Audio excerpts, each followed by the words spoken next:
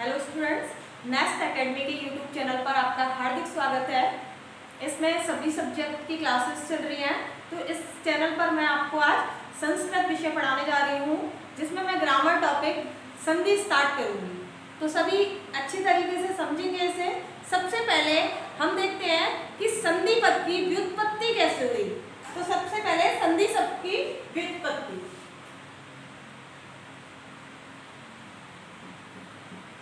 संधि शब्द की व्युत्पत्ति, तो जो संधि पद है उसकी व्युत्पत्ति देखने के लिए इसमें सबसे पहले आता है सम उपसर्ग। सम उपसर्ग है इसमें, धा इसमें धातु है और की प्रत्यय है। एक बार दोबारा देखेंगे, इसमें सम उपसर्ग है, धा धातु है और की प्रत्यय है। अब आगे जब चलते हैं तो इसका नेक्स्ट हेडिंग आती है हमारी परिभाषा। तो अब देखते हैं हम संधि पद की परिभाषा। संधि की परिभाषा क्या होती है? संधि की परिभाषा, तो इसकी जो परिभाषा होती है वो होती है वर्ण संधानम संधि। वर्ण संधानम, वर्ण संधानम संधि।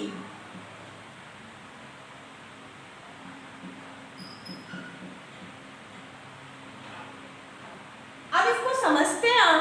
वर्ण संधानम संधि अर्थात वर्ण का मतलब वर्ण, वर्णों की संधानम। संधानम का अर्थ होता है निकटता। वर्णों की जो निकटता होती है उसे संधि कहते हैं। वर्णों की अत्यधिक निकटता को संधि कहते हैं। और अगर आप इसकी डेफिनेशन अलग तरीके से देखना चाहें तो इसकी डेफिनेशन होती है दो वर्णों के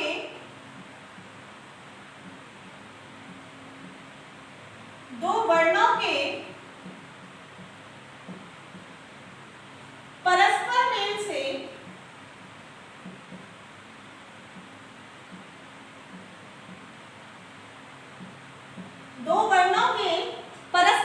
से जो विकार, विकार का मतलब होता है बच्चों परिवर्तन। विकार का अर्थ होता है परिवर्तन।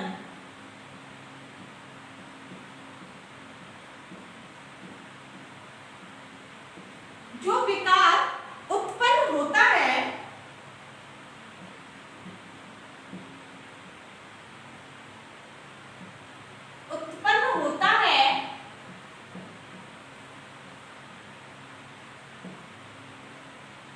उसे संधि कहते हैं।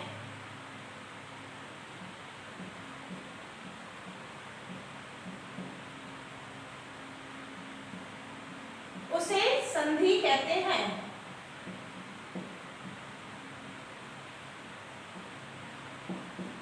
तो देखिए, दो वर्णों के परस्पर मेल से जो विकार उत्पन्न होता है उसे हम संधि कहते हैं। वर्णों के मेल को कहेंगे, शब्दों के मेल को नहीं कहेंगे। जहां पर शब्द आ जाएंगे वहां पर हमारा समास होता है। अर्थात जहां दो वर्णों के मेल से तो संधि होती है और दो शब्दों के मेल से हमारा समास होता है। तो इसलिए अभी हम संधि पढ़ रहे हैं। तो संधि की जो डेफिनेशन होगी वो होगी दो वर्णों के मेल से जो विकार होता है अर्थात परिवर्तन होता है उसे हम संधि कहते हैं। अब हम नेक्स्ट हेडिंग लेते हैं। इसकी नेक्स्ट हेडिंग आती है हमारी भेद या प्रकार। भेद या प्रकार अर्थात संधि के कितने भेद होते हैं अथवा कितने प्रकार होते हैं। तो बच्चों, संधि जो होती है वो तीन प्रकार की होती है। संधि तीन प्रकार की होती है।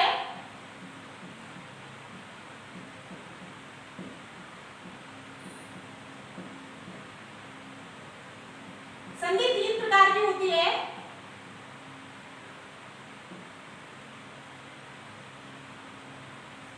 नंबर 1 स्वर संधि।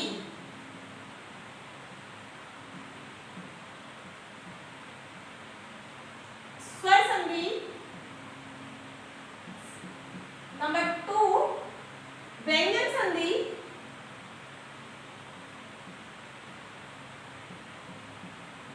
व्यंजन संधि एंड नंबर 3 विसर्ग संधि।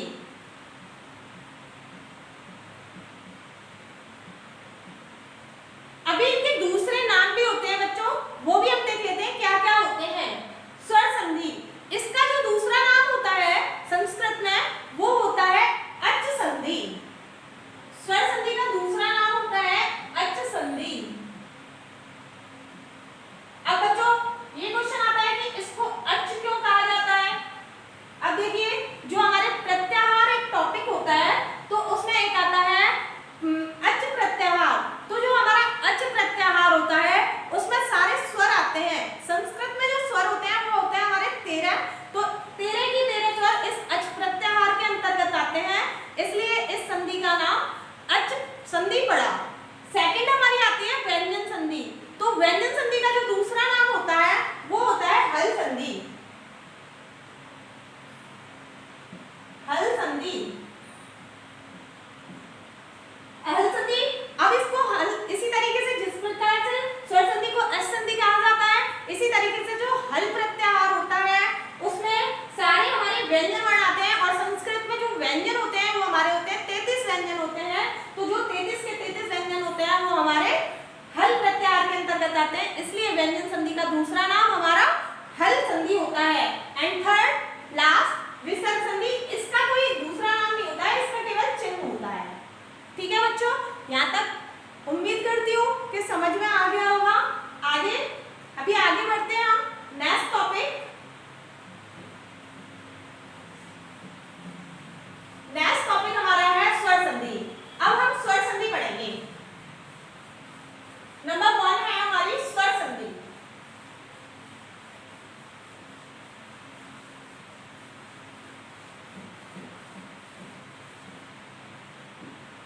सबसे पहले हम पढ़ेंगे स्वर संधि।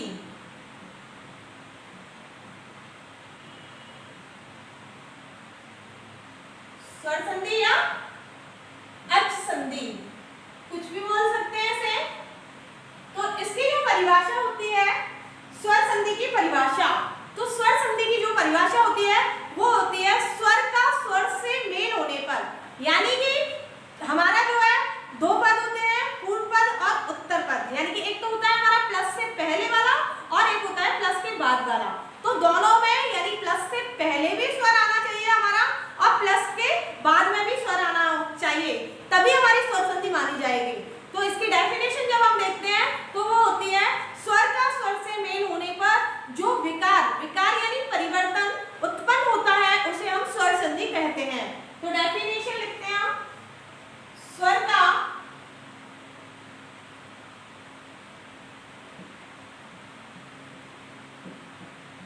स्वर से मेल होने पर, स्वर का स्वर से मेल होने पर जो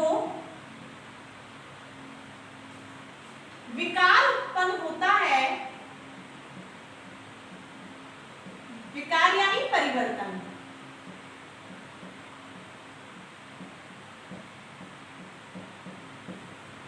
विकार उत्पन्न होता है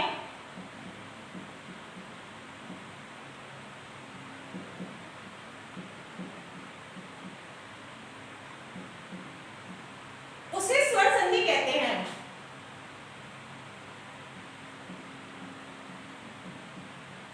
उसे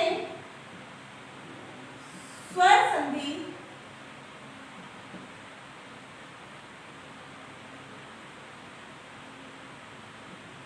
कहते हैं।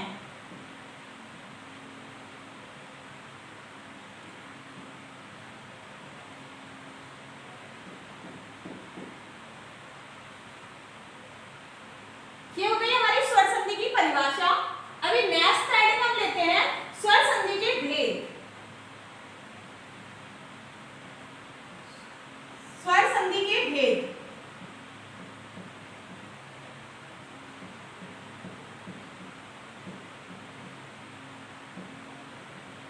स्वर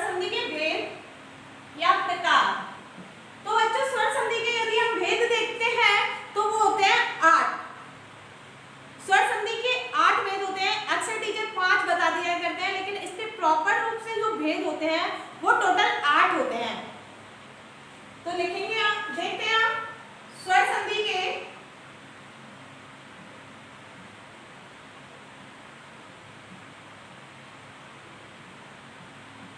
स्वर संधि के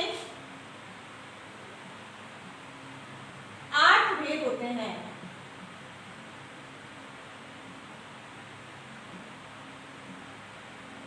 भेद होते हैं।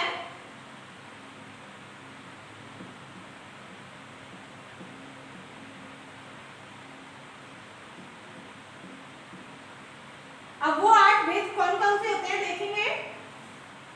नंबर 1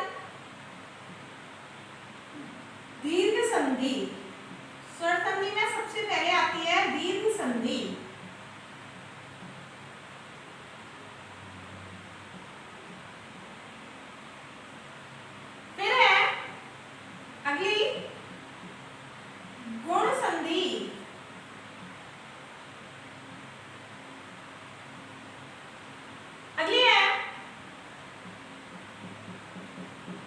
वृद्धि संधि।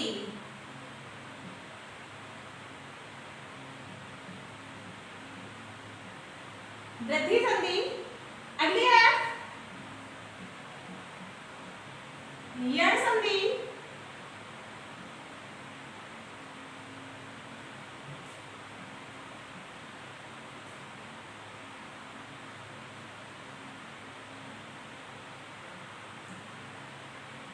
फिर है अयादी संधि। अयादी अयादी संधि। इसके बाद अगली आती है पूर्व रूप संधि।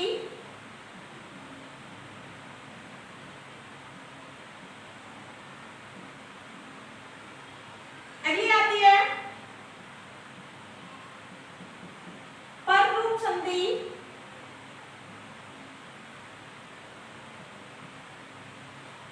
पर रूप संधि और लास्ट में हमारी आती है प्रकृति भाव संधि।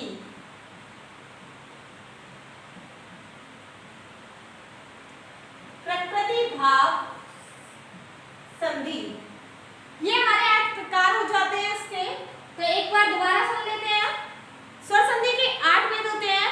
वो है सबसे पहले दीर्घ संधि, गुण संधि, वृद्धि संधि, यण संधि, अयादी संधि, इसके बाद पूर्व रूप संधि, पर रूप संधि और लास्ट में प्रकृति भाव संधि। अब इन सबको हम अलग अलग पढ़ेंगे। तो सबसे पहले आज हम स्टार्ट करते हैं। सबसे पहले दीर्घ संधि देखेंगे। दीर्घ संधि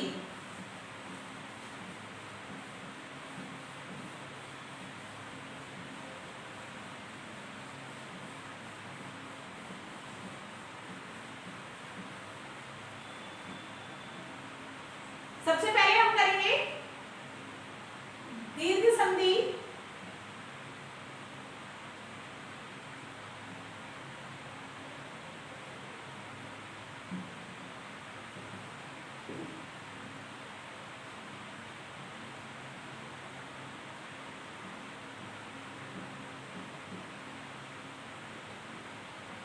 दीर्घ संधि बच्चों इसका जो सूत्र होता है वो होता है, अभी हम इन संधियों को सभी को सूत्रों के माध्यम से पढ़ेंगे। संस्कृत में सबसे ज्यादा सूत्र उपयोग में लिए जाते हैं, तो उन्हीं सूत्रों के माध्यम से इन संधियों को कंप्लीट करते हैं। तो सबसे पहले हमारी है दीर्घ संधि। इसका जो सूत्र होता है वो होता है अकह सवर्णे दीर्घः। अकह सवर्णे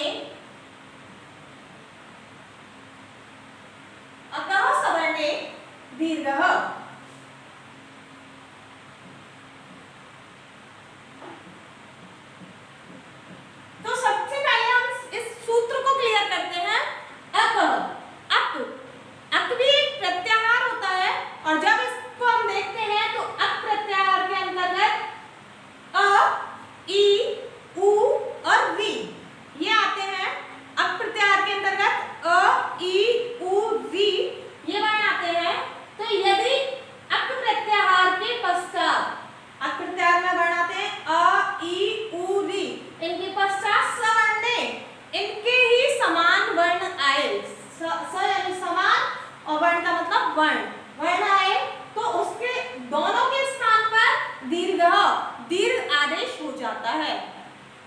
तो देख लेते हैं एक बार इसको। अक, अक अर्थात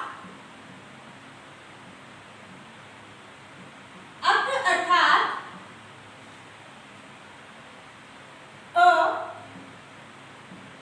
ई, उ,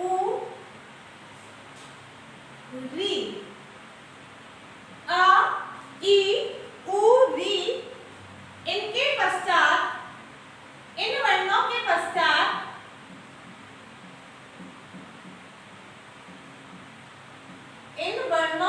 पश्चात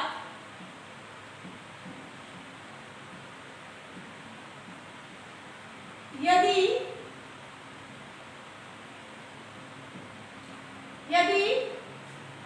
इनके ही समान वर्ण आए, इनके ही समान वर्ण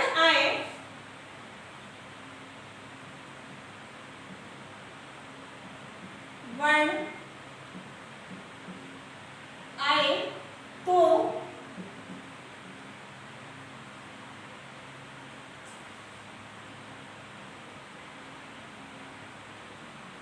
पहले वाले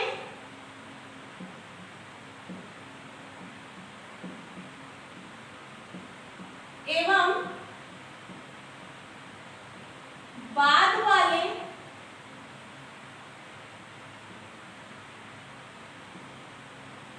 दोनों वर्णों के स्थान पर, दोनों वर्णों के स्थान पर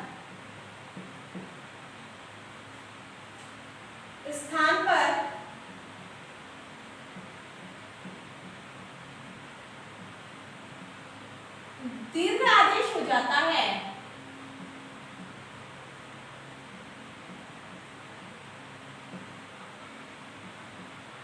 दीर्घ आदेश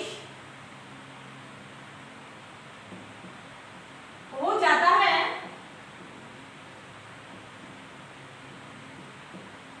तो बच्चों देखिए, इसमें बताया है अक प्रत्याहार। अक एक प्रत्याहार है जिसमें वर्ण आते हैं हमारे अ, ई, उ और री।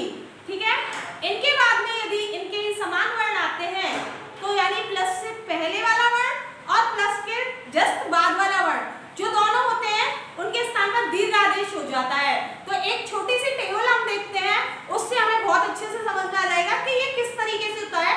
तो इस टेबल को देखेंगे, जैसे मैंने 4 वर्ण बताए अ, ई, उ और री, ये हमारे वर्ण है। और यदि हम दीर्घ वाला अ लेते हैं तो इसके ही समान वर्ण होता है अ और आ, ह्रस्व एंड और दीर्घ आ। तो ये दोनों हमारे आ ही माने जाते हैं। इसी तरीके से ई भी होता है, ई और इसी तरीके से उ और री भी दीर्घ होती है संस्कृत में। ठीक है, ये दोनों हैं। और इसके बाद में यदि समान वर्ण आए, यानी प्लस के बाद में भी यही वर्ण आनी चाहिए, ये कोई सा भी हो सकता है, जैसे आ के बाद अ भी आ सकता है या आ के बाद अ भी आ सकता है, कुछ भी आ सकता है। लेकिन हमें एक चीज और याद रखनी है कि संधि जो होती है हमेशा सार्थक पदों की होती है। सार्थक का मतलब होता है जिन पदों का कोई ना कोई अर्थ होता है, यानी कि जिन पदों का कोई अर्थ होगा उन्हीं की संधि होगी, बिना अर्थ वाले शब्दों की संधि नहीं होगी। तो इसी तरीके से यहाँ पर ई, दोनों ई आ जाएंगी, उ और इसी तरीके से यहाँ पर लास्ट में री भी आ जाएगा। यदि इस तरीके की कंडीशन होती है तो प्लस से पहले वाला और प्लस के बाद वाला, इन दोनों के स्थान पर ही, ये दोनों वर्ण ना, प्लस से पहले वाला और प्लस के बाद वाला, इन दोनों वर्णों के स्थान पर ये क्या हो जाएगा, दीर्घ आदेश हो जाएगा। यानी ये कंडीशन रही तो ये हो जाए दीर्घ हो जाएगा। अगर ये वाली कंडीशन रहती है तो दीर्घ ई हो जाएगी। अगर ये वाली कंडीशन होती है तो उ हो जाएगा, और अगर ये रहती है तो री हो जाता है। ये यहाँ तक कंप्लीट हो गया। अभी हम इसके एग्जाम्पल देखते हैं किस तरीके से होता है। तो अभी एक एग्जाम्पल मैं आपको बता रही हूँ, यहीं पर बता देती हूँ। पहले मैं एग्जाम्पल, बाकी एग्जाम्पल और कराऊंगी मैं। उदाहरण के लिए हम उदाहरण देखेंगे। उदाहरण है हमारा, सबसे मेन उदाहरण देखते हैं हम, विद्यालय। विद्यालय, अब देखिए बच्चों, विद्यालय, सबसे पहले तो हम ये देखते हैं कि इन वर्णों में से कौन सा आ रहा है। तो हमारा आ रहा है, दीर्घ वाला आ रहा है, तो यहीं से हम इसको अलग करते हैं। और इस आ की क्या कंडीशन है कि इधर भी आ आना चाहिए और इस साइड भी आ आना चाहिए, यही कंडीशन है। तो इसके लिए अगर हम विद्या करते हैं, इसके विच्छेद में यदि हम विद्या करते हैं तो विद्या का कोई भी अर्थ नहीं होता है। और यदि हम करते हैं विद्या, तो विद्या का अर्थ तो होता है विद्या, तो इसका जब हम विच्छेद करेंगे तो हो जाएगा विद्या प्लस, अब अलय का कोई अर्थ नहीं होता है, जबकि आलय का अर्थ होता है घर। तो इसका पूरे का अर्थ होता है विद्या का घर। तो इसका विच्छेद हो जाएगा विद्या प्लस आलय। अब पूरी कंडीशन को एक बार देख लेते हैं हम। अभी यहाँ से हम अ को अलग करते हैं, तो यहाँ बनता है विद्या, ऐसे से आ को हटा दिया हमने, और इधर भी आ को हटा दिया, इधर बचा लया। अब ये दोनों जो आ हैं हमारे, इन दोनों के स्थान पर हमने दीर्घ आ कर दिया, ठीक है। और जब हम इसको मिलाते हैं तो देखिए ये हमारा आधा है, हलंत है क्योंकि, तो ये हमारा बन जाएगा विद्यालय। पूरा शब्द हमारा क्या बन जाएगा, विद्यालय मिलाने पर। उम्मीद करती हूँ समझ में आ गया होगा। इसके और एग्जाम्पल अभी हम करते हैं, तो देखेंगे आगे बाकी एग्जाम्पल।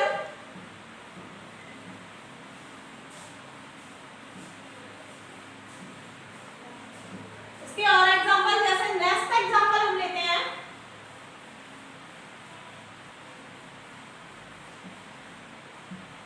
अगला एग्जाम्पल, हिमालय।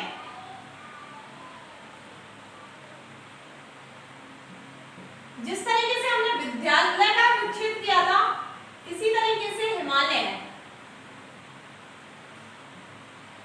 हिमालय का जब हम विच्छेद करते हैं तो यदि हम विद्या की तरह हिमा करते हैं तो हिमा का तो कोई अर्थ ही नहीं होता। तो हम क्या कर सकते हैं, हिम, हिम का अर्थ क्या होता है, बर्फ, ठीक है। तो बर्फ होता है इसका अर्थ, तो हम करेंगे इसका हिम प्लस आलय, यानी कि बर्फ का घर। हिम प्लस आलय। इसी तरीके से और एग्जांपल देखते हैं हम। कविशः, कविशः, जब इसका संधि विच्छेद करेंगे तो कवि, कवि प्लस ईशः, कवि प्लस ईशः। आगे और एग्जांपल, श्रीशः, श्री प्लस ईशः।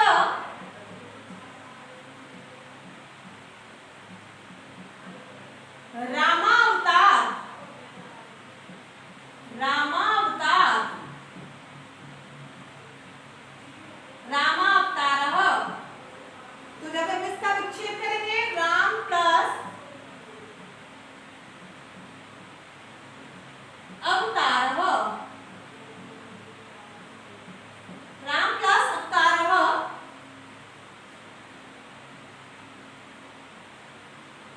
वधूपदेशः,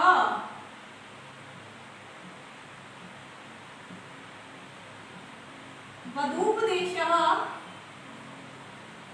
वधू प्लस उपदेशः।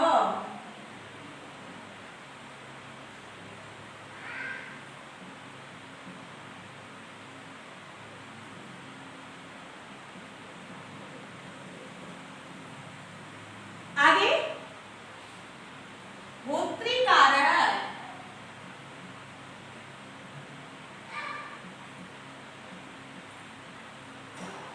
भोक्तृ प्लस त्रिकारः,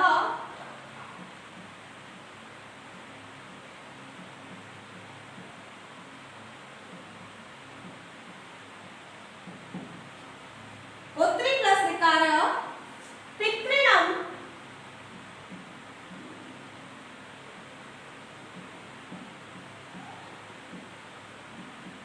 पितृ प्लस ऋणम्,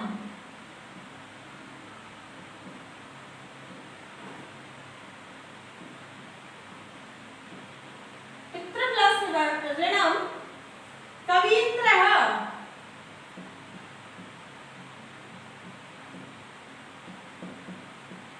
कवि प्लस इंद्रः,